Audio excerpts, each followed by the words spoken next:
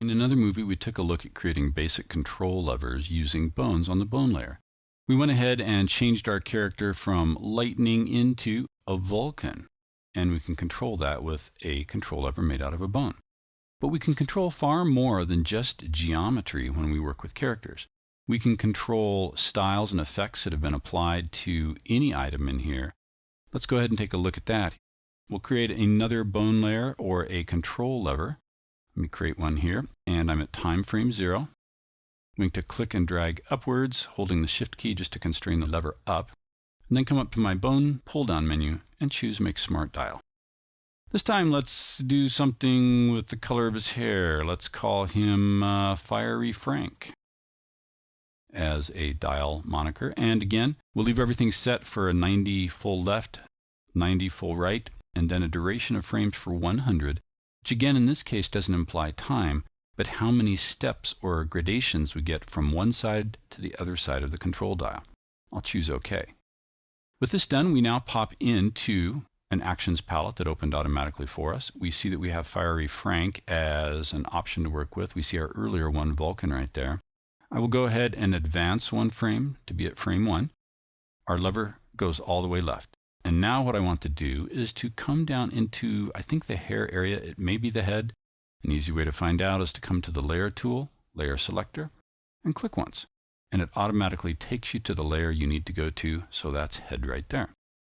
I will go ahead and select the Shape Selector, and I'll click on the hair, and I'm going to hold down the Shift key while I do multiple clicks. We could do it incrementally if we wanted to, and just grab some components. In this case, I want to do everything.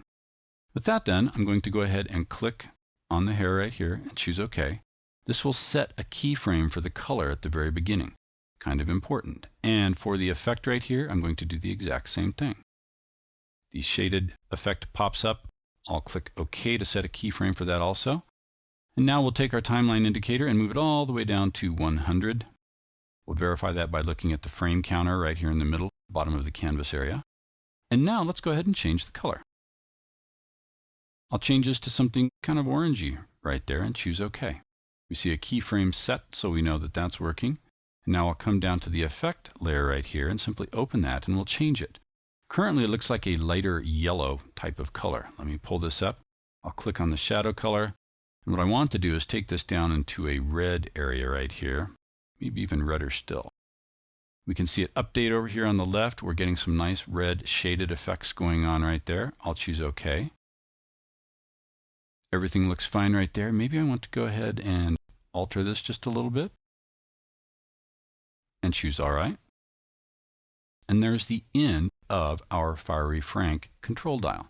If we double click on the main timeline, we pop back to our regular scene right here, and we have no keyframes on the head, but if we come up to the very top bone layer, we'll see the keyframes that we had when we went ahead and turned lightning into a Vulcan.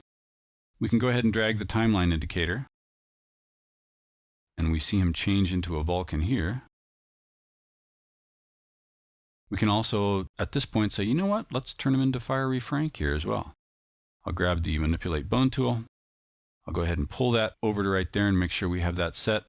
His hair should stay the same, although it looks like it turned a little bit orange there. When in doubt, I can go ahead and delete that.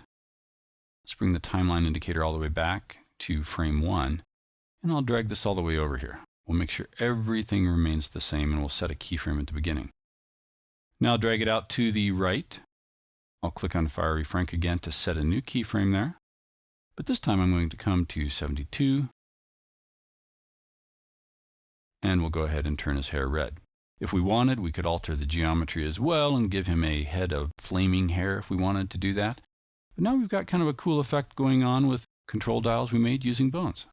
Very easy to do, to change colors, effects, shapes. Just about anything that you can control in time, you can do with a control dial in Anime Studio Pro.